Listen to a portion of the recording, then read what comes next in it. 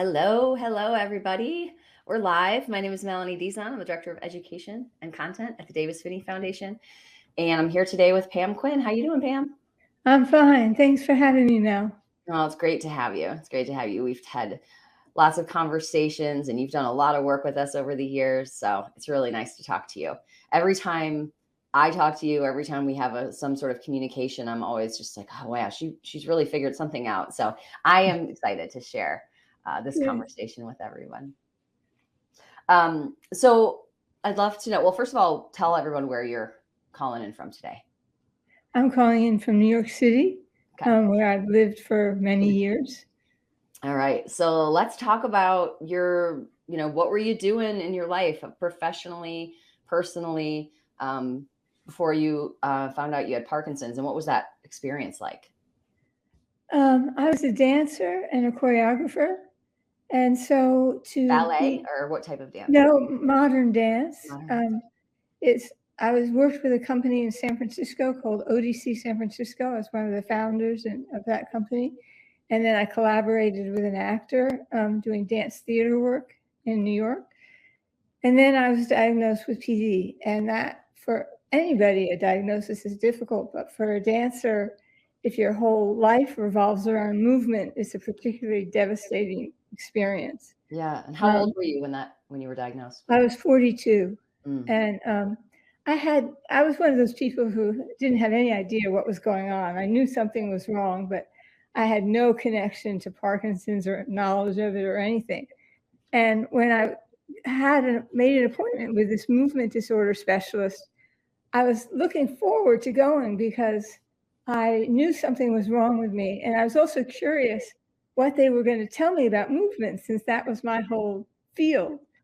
And when I got there, they didn't say anything about movement, despite the fact that they were called a movement disorder specialist. They talked all about drugs. And this made no sense to me.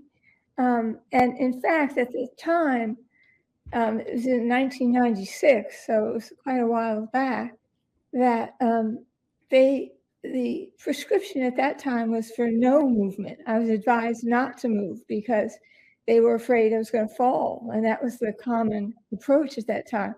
And I knew that didn't make sense because I knew I was at my physical best when I was training hard. And if I was going to be a Parkinson's athlete, I had to train for it, rather than shy away from it.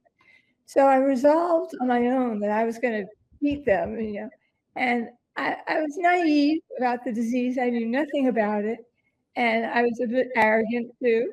And I think the two things were very useful for me because it allowed me to explore options of moving without being beaten at the beginning, without, the feeling that I could beat this thing somehow was useful.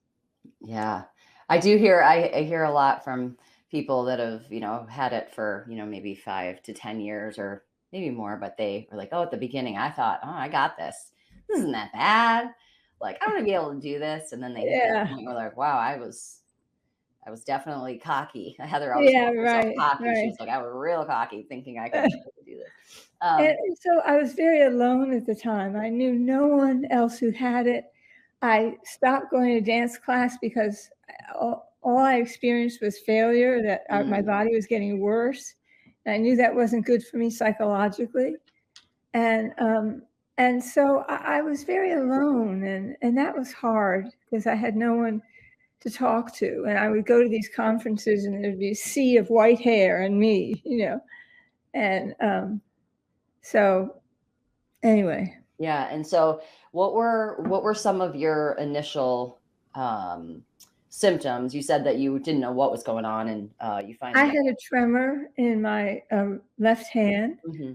I was reading the newspaper one day. This is when we didn't have computers, and the newspaper started to flutter. And I looked at the window to see if it was open. I couldn't figure out why it was moving. Then I traced it to my hand. I put my hand down and it stopped moving. I put it up, it started, stop. And I thought, that's weird.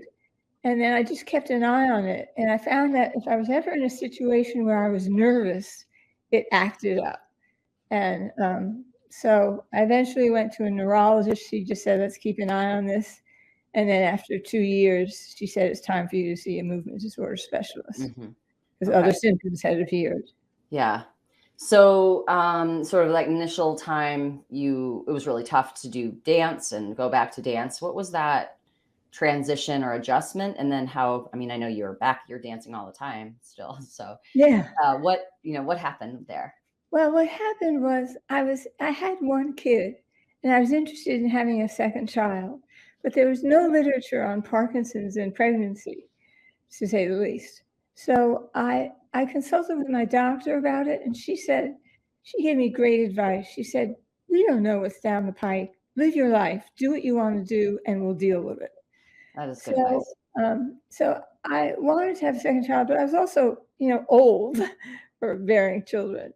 And so I was able to get pregnant, and I I wanted to find ways of moving that didn't involve any chemicals. Mm, So because of that, so I began to. I wasn't dancing, but I still had the technique of dancing, and I'd also been doing improvisation, and so I had some sense of experimenting with things from that background. And I began to figure out what can I do to make my stride even, or what can I do to make it long, or what can I do to stop my tremor. And I experimented with things, and I found things that worked for me. And little did I know there was no name for them at the time, but they're known as cues now. And I, the main cues I had were using music. Every time I went out of the house, I wore my headphones, and the iPod had been developed so that I was on the street with everybody else with their headphones. I fit right in, and I was just using mine therapeutically. And as an aside, when they banned the iPod from the New York City Marathon, and I said, yes, that's confirmation of the value of it in terms of a movement enhancer. right. And so I had my iPod was one thing. Another thing was I used cracks in the sidewalk. I'm in a city, so as I walked, I would step over the cracks. And, step on a crack, you break your mother's back. So I'd step over them as a way to keep my stride long. And I also followed people. I would sync myself up behind people with a certain distance, and I would mold into their gait, and I would pick up their tempo, and I would find out their personality actually in walking. And then they would turn a corner and I'd find someone else to hook up with. And I'd go through the city that way. And I also had a very peripatetic lifestyle. I was a personal trainer and I was going to people's homes and stuff. So I was walking all the time. And so these things really helped me function in a non-chemical way. And once I went on medication after I gave birth, I needed to do that to take care of my child. These things added to my medication too. They stretched out the time it would last, and they helped keep me functional. So that was a way in which my dancing continued, even though it wasn't continuing in the form of a class. Mm, And then I I kept working with these things and they helped me. And I thought, well, God, they're helping me. I wonder if they'll help other people. So I had lunch with a woman named Olie Westheimer, who I knew had started Dance for PD. And I said, I want to start a class that's like a lab, a place where I can experiment with ideas to help people with Parkinson's. And it'll be dance based because that's my background, but I don't want us to be constricted to that. I want to be able to use theater games or sports activities or props or whatever. And she said, come and teach. And so that's when I began to teach this class, which I've been doing at the Dance for PD studio, the Mark Moore studio in Brooklyn for many, many years now. And I also teach at the JCC on the Upper West Side. So that's what that whole evolution has been about. okay. So was it PD Movement Lab at the time? Like what is it? Like if someone says, what is PD Movement Lab? PD Movement Lab, it started as a class, a movement class for people with Parkinson's. And I say movement rather than dance because it's not just dance. If anybody wants to get an idea of it, they can go to my videos on pdmovementlab.com and click on classes, and there'll be some videos of the class to give you an idea of what it is. But it involves voice as well as moving. So it grew into a broader concept, though. I wanted to have a platform for other aspects of Parkinson's disease. And I have a whole series of movement aids for people who have freezing issues or stiffness or whatever, a blog of those. And I have a number of interviews with outliers because I was interested in finding out whether there's any common ground between people who did well and what else was on there? Choreography. So my own choreography and choreography with other people with PD. So art and teaching and analyzing. Yeah. Okay, so let's talk a little bit about that outlier idea, because I would say, you know, when I think of you, I'm like, well, she feels like an outlier because there's some, like, sometimes you'll talk about medication, you say, well, I just take it when I think I should take it, and if I don't need to take it, I'm not going to take it. Whereas, you know, you'll hear some doctors say, make sure you take it at the same time every day. So that's one thing. Obviously, there's a lot of others as well. But can we talk a little bit about what you mean by the outliers? And then what did you learn from them? Sure. Well, for those of you who aren't familiar with the term outlier, it refers to anyone who's statistically different from the norm. So if you're very advanced in your PD over a short period of time, if you become very advanced, or if you maintain your faculties for a long period of time, whatever is separate from the average. And it's usually used in a positive way, though. An outlier is someone who's been lucky with whatever their situation is. And the thing about an outlier that bothers me is that I think that part of it is nature and part of it is nurture. That part of you, for myself, being an outlier, which I think I am, it's partly because I had this dance background, and I was very athletic, and so have that to draw on. But it's also because I've worked at it and tried to figure out what I can do for the disease. And no doctor has ever asked me, why do you think you've done well? And I think that's amazing that hasn't happened, you know, that even my own doctor, she just says, oh, you found all these ways to thwart your PD, you know, which is true, but she doesn't give me, I don't feel like I'm giving credit for the intellectual input and the examination of the movement that how it affects you, and how I've gone about dealing with it. So I think that, like Jimmy Chong, people who I don't mean to compare myself to him because he's amazing, but he's worked at it. You know, he's really. It's not just something that comes. You know, you don't just have it by chance. I mean, part of it you have by chance, and also there are so many different strains of the disease that maybe I just was lucky and got a milder strain. You know, that I can't take any credit for, and I certainly acknowledge that.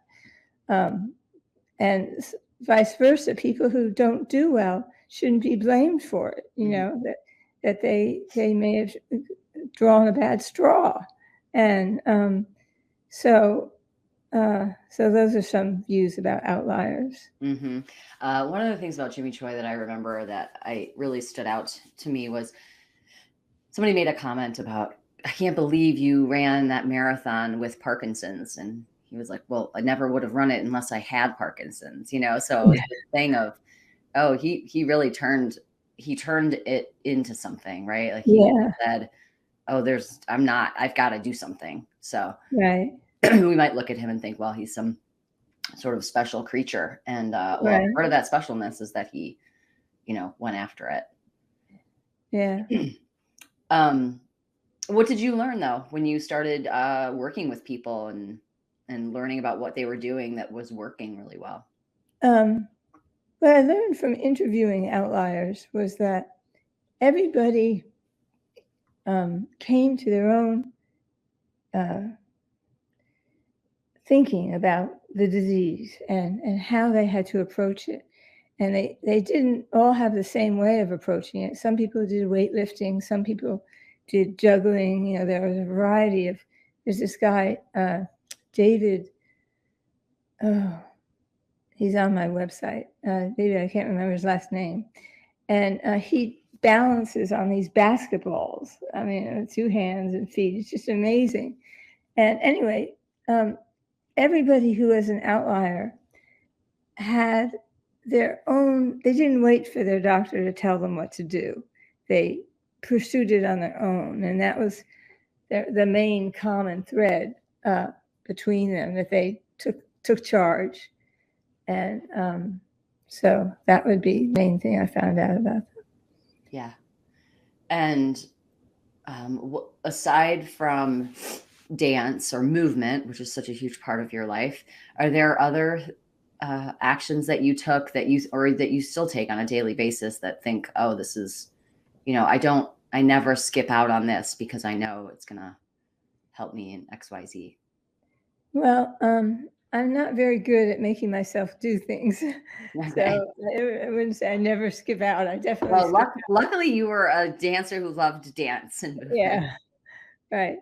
So I would say that one thing that's important is to cross train. Mm. I don't think any one movement form is the answer. So that, I don't think boxing is it by itself, or dance for that matter. I think you need to train for balance, for strength, for endurance, just the way people who don't have PD have to train, and that you need to find multiple things that you like to do. I like ping pong, for instance, and you need to craft a situation for yourself that's built on what you like to do and what you think you need too. If you're stiff or you have alignment problems, you might take up dancing.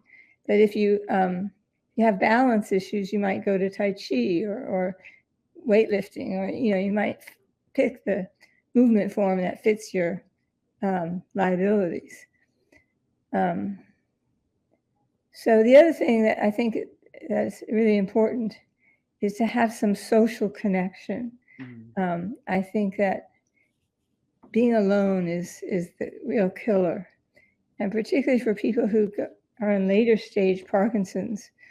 I think they're really hard because they disappear into the woodwork, and you don't hear from people after a certain point. And you know that they're probably not doing so well, and maybe hesitant to contact them because you don't want to hear that, or but I think you really have to keep connected to people. Okay, let's talk a little bit about drugs and your sort of what your journey has been with the drugs. Like, what did you take? How have you changed it? How do they impact you? And Well, manage that yourself? I was hesitant to take drugs in the beginning because of dyskinesia, and everybody is concerned about getting that. At the time, there wasn't all this research on the value of exercise. So you didn't know that that was an option as a therapeutic intervention. I started on trihexyphenidyl, which isn't used very much anymore. It's a drug for tremor, but it squashes your memory. So that after a while, that was not good. And I switched to an agonist, Mirapex, and I didn't have any compulsive issues. That was before those compulsive issues were known, because the drug had just come out. And gradually, I added in other things to make a cocktail of drugs that could support me.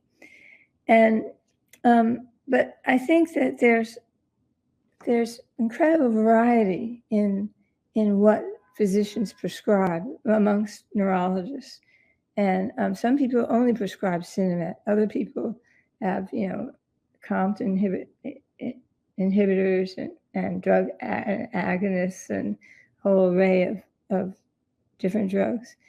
And I think there's all this push towards getting a drug approved by the FDA, but then there's very little research done on the long-term effects of these drugs. Not that we have any other options really what to take, but if you know that your kidneys are going to be affected by X drug, while your heart may be affected by Y drug, and if you have a propensity towards one or the other problem, you might choose something else based on that information. And there's also very little about how to make the most of the drugs that you take. I mean, it was 3 years into seeing my neurologist when I finally asked her that. I said, how do I get the most out of these drugs that I take? And I thought, that's a basic question I shouldn't have to ask. And she gave me great advice. She said, take them on an empty stomach if you can, with a full glass of water, because what happens is you need to get the drug into your intestine. You don't want it just to go to your stomach, because it needs to get into your bloodstream, and it doesn't do that until it gets lower down. So you need to flush it with liquid in order to get that. And I don't lie down after I've taken my drugs. You let gravity do its work. So there are little things like that everybody should know. I don't take it with food. It doesn't work. And if I'm constipated, it won't kick in. So that constipation is directly related to the ability of my drugs to work. So there are all these things that I've learned about taking drugs, which are really important because we rely so much on these pharmaceuticals. I mean, I'm very thankful for them. I couldn't live the life I do without them. But we need more help in learning how to use them. Like you made reference to the fact that I change my my intervals between drugs. Now, what I do is, after my first drug, I know that I have about 3 hours before then my second drug, I have about 3.5 hours. And my third drug, I have 3.5 hours. And so I may start them at a different time in the morning, depending on what I have to do that day. I try to set my drugs up so that I'm on when I have to be on, like now for this interview. And so that I'll start at different times during the day, but I'll keep the intervals the same. And one thing I was able to do with my drugs is change my dyskinesia, which was something that many doctors have said you can't change it. Once you've got it, you've got it. But I had the feeling that my dyskinesia was due to Ritari, a time-release levodopa that I was on. And I'd been on Ritari for about a year, and it was working really well for me. And then my dyskinesia started to get worse and worse. And so I said to my doctor, what can we do about this? I think I want to go back to Sinemet. I think it's connected to my dyskinesia. So she said, let's go back to the Sinemet. And my dyskinesia tended to be most severe in the end of the day. So she said, let's taper your drugs. Start off at a bigger dose and taper them so that as your dyskinesia gets worse, we're at the much lower dosage. And that really produced a phenomenal effect. And I don't know if you have that video that I sent you. Yeah. So, but that strategy worked for the dyskinesia, but it also wasn't, like you're still getting relief, even though you lowered your dose like throughout the day later in the day. Right. Yeah. Yeah. And I think I think I have tended to under-medicate myself, and that's been difficult. But at the same time, I think that doctors really want to help you, but sometimes they just don't know how, and their knee-jerk reaction is give them more drugs. And I don't think that's always useful. Another beef I have about pharmaceuticals is that they're not made in small enough increments of dosage. If you want to increase your dosage, you're increasing it by 100%. If you take another pill, you shouldn't increase it by 100%. You should increase it by 25%. So I was cutting all my pills up into quarters, and I couldn't take any capsules for that reason. And I didn't know whether the medicine was distributed evenly throughout the pill if I was taking these quarters. But I was determined to increase it only by 25% at a time.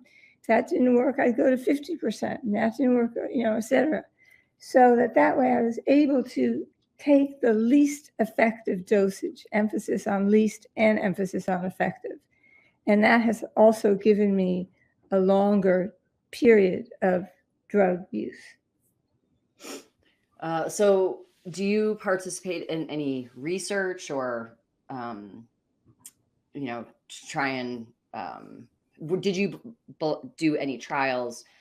What do you think the importance is of people with Parkinson's participating in research? Yeah, I think it's really important.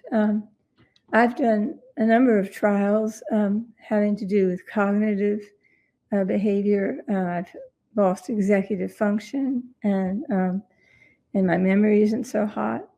And I've also done research having to do with the GI tract.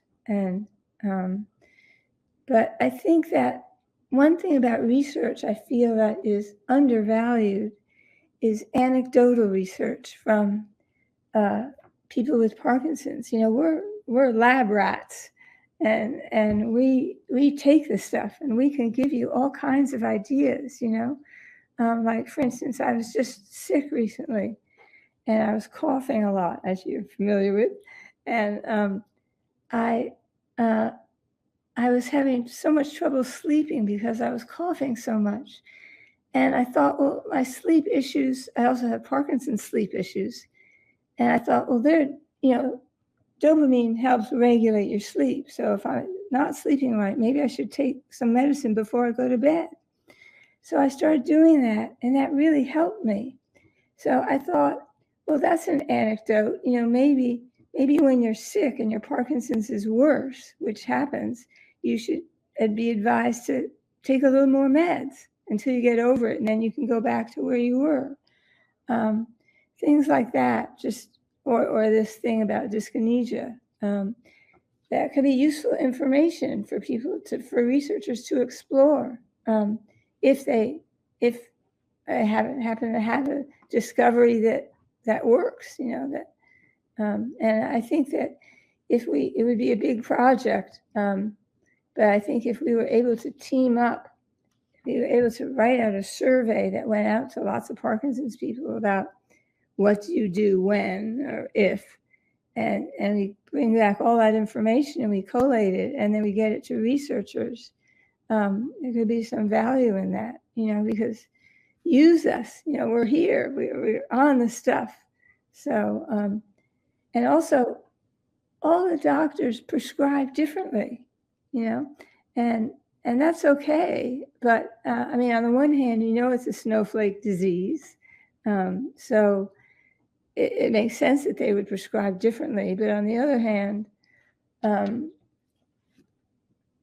you wonder, well, if I go to this doctor and he says I should do that, or go to this one and she says I should do this, what are they basing their decisions on? And they're basing it probably on how their other patients have done, which is anecdotal too. So, yeah, and I think that anecdotal piece speaks a lot to just the importance of community, because everybody learns so much from the support groups that they're part of or online chats that they're in, because everyone's sharing everything, right? And yeah, there's just so much value to having some sort of group that you're a part of.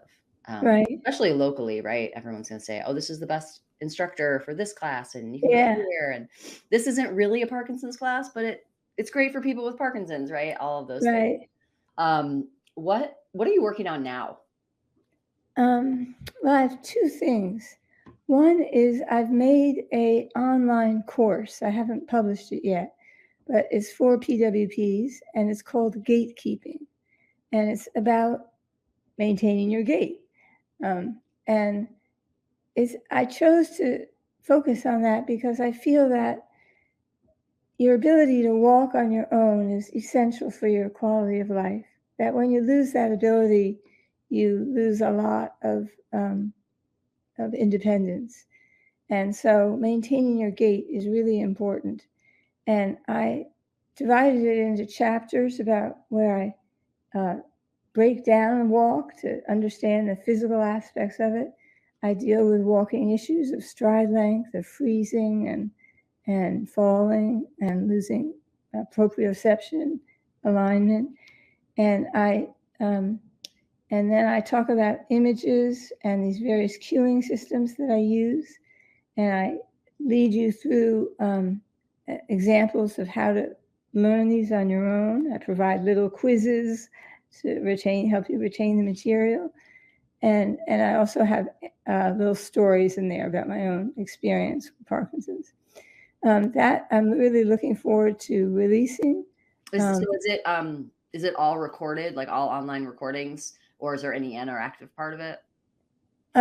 It's all online. Mm-hmm. It's like a course that you take.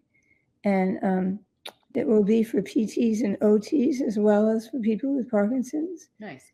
And I've had some OTs and PTs look at it, and the feedback has been very positive. So that's good. So that will be coming out in a few months, I think. And then I've been invited back to the WPC, the World Parkinson Congress, to choreograph for their opening night ceremony. I did that in Kyoto, the last one, and we had a great time. It was really fun because none of us spoke Japanese, and so movement really became our common language. And so I'm doing the same for Japan, Spain. And in fact, I'm looking for people who would like to be part of it. It's all going to be done with duets. I structured it this way because of COVID. I thought if people were rehearsing just two together rather than in a group, it would be a safer way to approach it. So if anybody's interested, please contact me at PD Movement Lab, Pam at pdmovementlab.org. Careful what you wish for. You're going to have so many people. It's great. Anyway, that will be, people will learn that via a tutorial. They'll learn it online, they'll practice at home, then we'll come together in Barcelona and we'll have a rehearsal or two and we'll do it. Oh, that sounds fun. So, what are some of the online and then in-person classes that you teach that are available to people? I teach a class on Monday afternoons at the JCC in Manhattan from 3:30 to 4:30, and that's it's a hybrid. It's both online and in person. And then I teach on Friday afternoons, 2:15 to 3:15 at the Mark Morris Dance Studio, which is part of Dance for PD. And they're basically the same class. It's a great selection of music. At Mark Morris, I sometimes have a live accompanist, so that's nice. What do you really wish you could share with people with Parkinson's? You've got a big stage, you're on stage. What do you want them to know? What advice? I think the most helpful thing to me has been helping other people. That the best way to fight depression about your own situation is to do something for someone else. And as trite as it may sound or obvious, it's really true. And that's been a learning experience for me. that to maintain your own sense of worth, you need to do that. And in the beginning of occupational therapy, when it started in this country after World War I, because people were coming back maimed and needed something to do, the field of occupational therapy came into being, and they had a credence, which was our tenet, that was based on the therapeutic value of purposeful activity. And I think that's a wonderful phrase because it really is broad enough to encompass a lot of things, but it's specific enough about purposeful activity. And I think everybody needs a purposeful activity. You need to feel valued. You need to feel that you're needed in some way rather than taking. You need to give. And we still can give. We still have a lot of skills that are unaffected by our Parkinson's. And we all have former lives where we did different things that we can still do. And there's a Chinese proverb that says, help your brother's boat across and yours will reach the shore. And I think that that's true. Yeah. I think it's a great goal, a great way to end it. I'm so grateful to have you here today and talk about everything. And I hope everybody goes to pdmovementlab.com and some really interesting stuff. And if you've never tried Dance for PD, super fun. Well, thank you so much, Pamela. I am excited for your opening dance at in Barcelona, and I'm sure you're. Good. Am I going to see you there? No, I'm not going to be there, but okay. I will. I'll definitely let my team know, and I guarantee you'll have lots of people knocking on your door too. Oh, good. I look forward to it. Yeah, good. Okay, thanks so much. Mel. Hi, everybody. Bye-bye.